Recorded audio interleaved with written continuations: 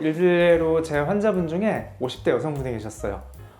당뇨 전 단계였던 분이었는데 홍삼을 선물 받고 매일같이 막 챙겨 드셨단 말이에요. 네. 컨디션도 더 좋아진 것 같고 그래서 계속 드셨는데 어느 날 갑자기 공복 혈당이 200까지 올라서 깜짝 놀라서 저를 찾아오셨어요.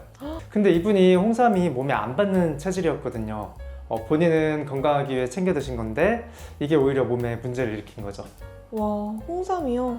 진짜 충격인데요? 그럼 오늘 의외의 복병들을 낱낱이 파헤쳐 주시는 건가요? 네, 맞습니다. 몸에 좋다고 생각한 건강식이 의외로 혈당 스파이크 제대로 탁 맞고 뒷목 잡게 하는 주범일 수도 있어요.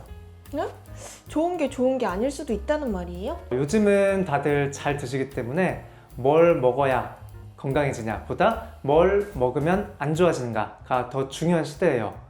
특히 당뇨는 더더욱 그렇습니다. 제가 오늘 전부 파헤쳐 드릴 테니까 지금부터 눈 크게 뜨고 집중해 주세요. 한의학에서는요, 당뇨를 단순히 혈당이 높은 병으로만 보지 않아요. 소갈이라고 부르는데 이게 또 원인과 증상에 따라 타입이 좀 나뉩니다. 몸에 열이 많은 열증 타입과 몸에 습이 많은 습증 타입 둘로 나뉘는데 첫 번째로 몸에 열이 많은 열증 타입부터 알아볼게요. 이분들은 평소에도 몸에서 열감을 많이 느끼고 갈증도 심하고 얼굴도 쉽게 붉어지는 특징이 있어요. 한마디로 몸 안에 뜨거운 난로를 하나씩 안고 있다고 생각하시면 될 것 같아요. 그럼 열증 타입의 사람들은 몸을 더 뜨겁게 만들 수 있는 음식들을 피해야 한다 이렇게 생각하면 될까요? 맞습니다. 열증 타입 분들이 주의해야 될 첫 번째 주자가 바로 흑염소예요. 흑염소 기력회복이 좋다고 알려져 있죠. 네. 단백질도 풍부하고 지방이랑 콜레스테롤 좀 낮아서 건강한 육류인 건 맞아요. 하지만 성질이 아주 따뜻합니다. 따뜻하다 못해 좀 뜨거운 편인데 이미 몸에 열이 많은 열증 타입인 분들, 즉 뜨거운 난로에다가 잘 마른 장작을 팍팍 넣어주는 거랑 비슷해요. 흑염소를 먹는다는 건. 안 그래도 뜨거운데 불난데 부채질하는 거네요? 네, 맞아요. 혈당이 더 불안정해지고 몸속 염증이 더 심해질 수도 있어요. 두 번째는 아까 처음에 말씀드렸던 환자분 사례처럼 홍삼입니다. 홍삼은 면역력을 올리고 피로해소에도 좋다고들 하잖아요. 실제로 혈당 조절에 도움을 줄 수 있다는 연구 결과도 있고요. 보통 우리가 홍삼은 체질도 안 타고 다 좋다고만 알고 있잖아요. 그런데 홍삼도 열이 사실 엄청 많아요. 인삼을 여러 번 찌고 말리고 반복해서 만드는 게 홍삼이거든요. 당연히 인삼보다도 열이 훨씬 많을 수밖에 없겠죠. 저희 환자분들 중에는 홍삼을 되게 좋은 홍삼을 2달 동안 본인이 만들어서 꾸준히 드시다가 온몸에 이렇게 뱀허물처럼 허물을 다 벗은 분도 있었어요. 허물이 벗어졌다고요? 열 많은 사람은 홍삼 먹으면 부작용이 나타날 수도 있군요. 홍삼 말고 다른 것도 주의할 게 또 있어요? 네, 또 열 많은 분들은 또 꿀도 조심해야 됩니다. 우리가 당 있으신 분들이 설탕 좀 많이 조심하시잖아요. 꿀이 설탕보다 그 혈당 지수가 좀 낮거든요. 혈당 지수라는 거는 우리 몸에 음식이 들어왔을 때 그 음식이 혈당을 얼마나 빠르게 올리는가에 대한 수치라고 생각을 하시면 돼요. 꿀이 한 50 정도 되고 설탕이 한 80 정도 돼요. 꿀이 설탕보다는 혈당을 올리는 속도는 좀 적긴 하지만 어디까지나 설탕보다일 뿐이고요. 주성분은 당연히 당분이에요. 혈당을 빠르게 올릴 수 있죠.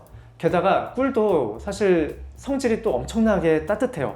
아니, 꿀 같은 경우에는 따뜻하다기보다는 정말로 뜨겁거든요. 우리가 왜 추운 겨울에 꿀차 한번 따끈하게 마시면 온몸이 따뜻해지는 경험들 다들 해보셨잖아요. 와, 듣고 보니 정말 그렇네요.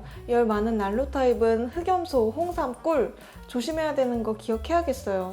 이제 열증 타입 말고 다른 타입도 있는 거죠? 네, 맞습니다. 바로 몸이 무겁고 순환이 잘 안 되는 습증 타입이에요. 이분들은 몸이 축축 처지고 막 붓는 느낌, 소화도 잘 안 되고 머리도 안 개긴 것처럼 무겁고 막 맑지 않은 경우가 많아요. 습한 날 컨디션도 더 안 좋아져요. 왜? 비 오기 전에 무릎 아프다, 몸 힘들다 하시는 분들 있잖아요. 몸속에 불필요한 수분, 즉 습이 좀 꽉 차서 순환이 안 되는 상태라고 보면 되고요. 쉽게 얘기해서 부어있는 모습을 상상하시면 돼요. 그럼 이런 분들은 어떤 의외의 음식을 조심해야 될까요? 첫 번째는 과일입니다. 에? 과일이라고요? 네, 과일이 비타민, 미네랄, 식이섬유 풍부하죠. 네. 당뇨 환자도 적절한 양은 괜찮아요. 당뇨에 좋다고 알려진 과일도 많고요. 하지만 소화 기능이 약하고 잘 붓는 습증 타입한테는 그 수분과 당분이 순환되지 않고 쌓여서 몸을 더 무겁게 만들게 돼요. 게다가 요새 과일은 예전과 다르게 계량도 좀 많이 돼서 진짜 많이 달거든요. 마트 가면 막 몇 브릭스 이상 막 이런 거 많이 보시잖아요. 네. 그리고 또 마트에서 또 뭐 말린 과일이나 시럽에 절여져 있는 통조림 과일 같은 거는 당연히 피하셔야겠죠. 과일도 안심할 수가 없다니. 과일을 안 먹을 수는 없을 것 같은데 그럼 어떻게 먹는 게 좋아요? 뭐 과일은 하루에 뭐 한두 번 정도? 한 번에 주먹 반 정도의 크기를 먹어라. 뭐 수치로 따지면 탄수화물 15g 정도를 먹어라 라고 얘기하는데 사실 좀 어렵고요. 그냥 조금씩만 드시면 돼요. 그쵸? 건강에 대해서 뭐든 과유불급이에요. 그리고 가능하면 뭐 포도나 자두처럼 껍질째 드실 수 있는 과일을 드시는 게 혈당 조절에는 훨씬 더 유리합니다. 네, 양 조절이 핵심이네요. 다음은 뭔가요? 네, 두 번째는 좀 뻔한 얘기 같지만 술입니다. 술은 혈당 관리에 대해서 좀 복잡한 녀석이라고 보시면 돼요. 공복에 술을 잘못 마시면 저혈당을 유발하기도 하고요. 오히려 뭐 맥주나 단맛 나는 칵테일처럼 탄수화물이 많은 술들은 혈당을 또 팍팍 올려요. 한약적으로 술은 습열을 만드는 대표 주자인데요. 열증에도 당연히 안 좋지만 습증 타입에게는 더 최악인 게 술이에요. 근데 원장님, 제가 술을 좋아해서 그러는 건 아닌데요. 네. 술을 조금씩 먹는 거는 순환에 오히려 좋다는 말도 있던데요? 그런 얘기가 예전에 좀 많이 있었죠. 뭐 조금씩 먹으면 순환에 좋다 이런 얘기들 많이 있었잖아요. 네. 세계 195개국에서 대규모 데이터를 체계적으로 막 분석을 했어요. 술을 한 방울이라도 마시는 사람이랑 술을 전혀 마시지 않는 사람, 건강에 어떤 차이가 있을지 결과는 술을 단 한 방울도 안 마시는 사람이 가장 건강하더라 라고 결론을 딱 냈습니다.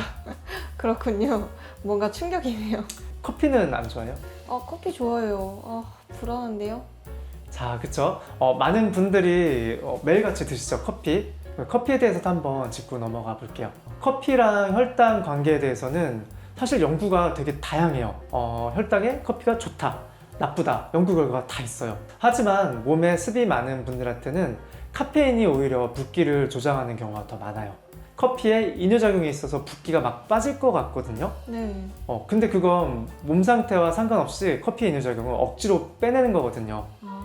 필요한 진액은 오히려 막 빼버리고, 그렇기 때문에 커피 마시면은 갈증이 더 생기는 경우도 많잖아요. 맞아요. 근데 또 커피가 몸에 필요 없는 빠져나가야 될 붓기는 또 못 빼내요.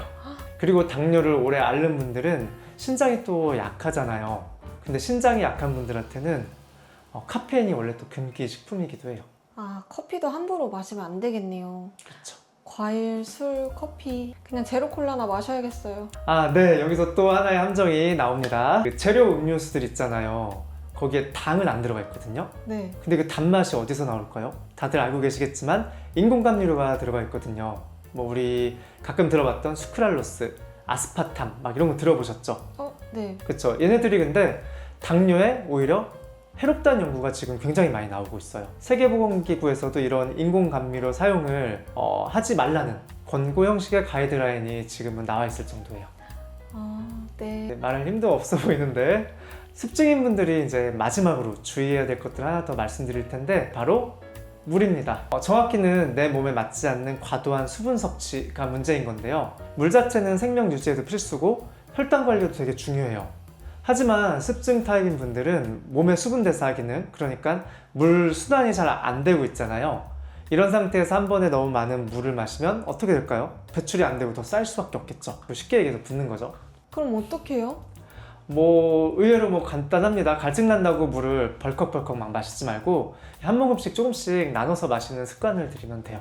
한 번에 많이 먹지 말아라. 그렇죠. 당뇨에 주의할 음식은 사실 탄수화물, 설탕 이런 것만 생각했지 이런 정보는 거의 못 들어본 것 같아요. 그렇죠. 오늘 뭐 이렇게 끝내기 좀 그러니까 마지막으로 한 가지만 더 한번 풀어볼게요. 음식 말고 우리가 또 건강을 위해서 챙겨 먹는 게 있거든요. 바로 영양제. 거기에도 함정이 있어요. 부영제 때문인데요. 우리가 영양제 성분표 볼 때 주성분은 많이 보는데 그 외에 깨알같이 적혀 있는 것들 잘 안 보잖아요. 부영제가 뭐예요? 이름도 못 들어본 것 같은데? 예, 부영제요. 영양제를 알약 형태나 캡슐 형태로 만들기 위해서 그 모양을 채우는 거라고 생각하시면 돼요.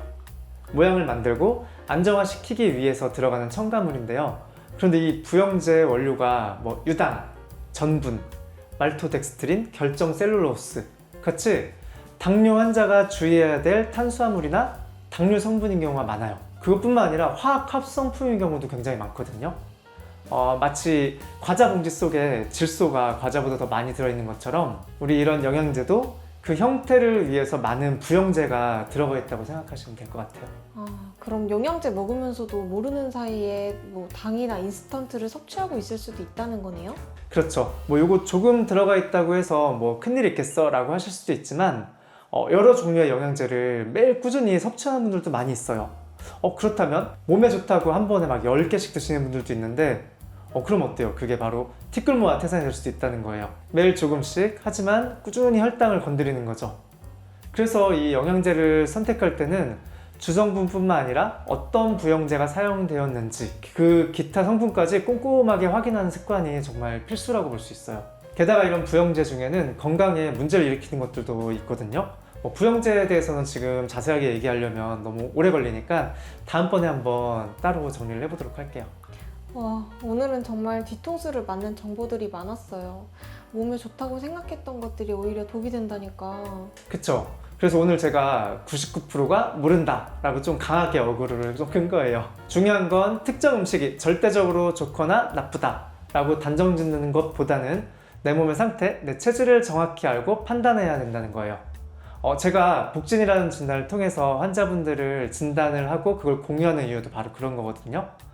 이런 진단에 대해서도 다음번에 한번 설명해 드리도록 할게요.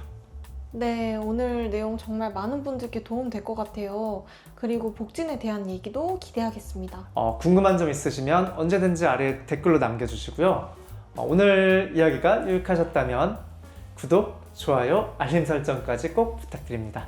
주변에 당뇨로 고생하시는 분들이나 건강에 관심 많은 분들께 공유해 주시면 더 좋겠죠? 그럼요. 지금까지 복진닥터 류사부였습니다. 감사합니다.